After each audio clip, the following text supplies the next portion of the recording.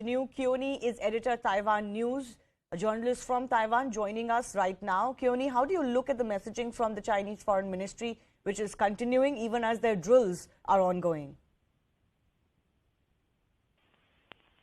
I mean, the situation is in flux right now. You're saying the Taiwanese ministry or the Chinese ministry? The Chinese ministry just did a press briefing right now. And of course, the messaging from them has continued to be the same, that there has been an attack on their sovereignty. They're saying there's an attack on their sovereignty. And you're asking the base. Well, basically, I mean, they're using this as an excuse to implement what looks like a plan of theirs to start to infringe on the sovereignty of Taiwan. And this looks like an excuse. And so they've established these basically no-fly zones. They've just added a seventh one this afternoon, and it's disrupting air traffic. This could affect trade. It's been extended to another day, so now we have 5 days of these drills. They just launched a number of Dongfeng missiles that have just hit off the east of Taiwan. So it's an unprecedented situation, and so it's very hard to say how the Taiwanese military and government is going to react. I mean, they're going to be very cautious, but there are risks as far as miscalculation. Keone, can you hear me? You said this is an unprecedented situation. Is the Taiwanese you said this is an unprecedented situation. Is the Taiwanese government looking at some sort of a response at all? Or are they going to, as you said, be very cautious on responding to this? Because these military drills are very much in focus and they seem to be surrounding Taiwan. As you also mentioned, several missile fire also taking place. Right. I mean, they're definitely going to use strong language to condemn what is going on.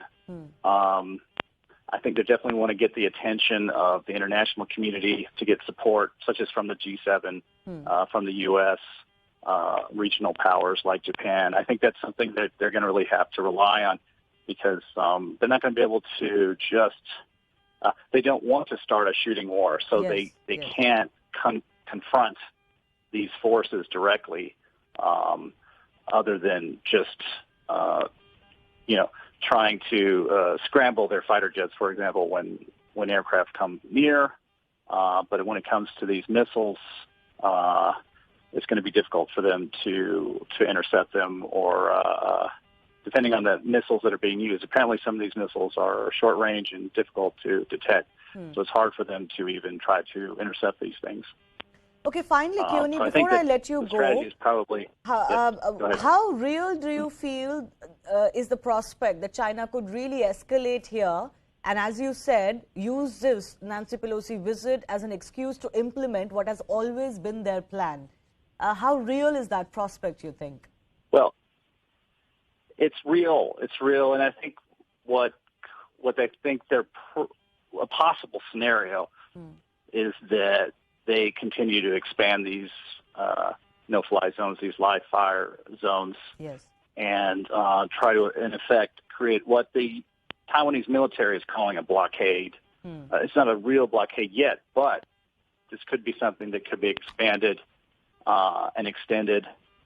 And I think that could be a strategy, is to try to choke off Taiwan in terms of trade and commercial air traffic.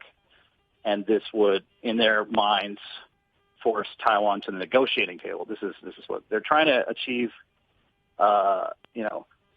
Unification, annexation, really, of Taiwan without actually a shooting war. So I think this is their possible strategy, a possible scenario. Yes. Oh, all right, Keone. I think, Keone, you have outlined the situation very well. And of course, there is a real and present danger of what China could do. I do thank you for joining us. So there is, of course, an element of blockades. There is an element of scare tactics with those military live fire drills that China is conducting surrounding Taiwan as we speak. And those drills have been extended for a day. So China certainly, the message from China certainly is that they're going to go on the offensive and continue to be on the offensive. They're saying they've been pushed into this situation because of the provocations with Nancy Pelosi's visit. But is that just an excuse to implement what has always been their plan? That seems to be the sense in Taiwan.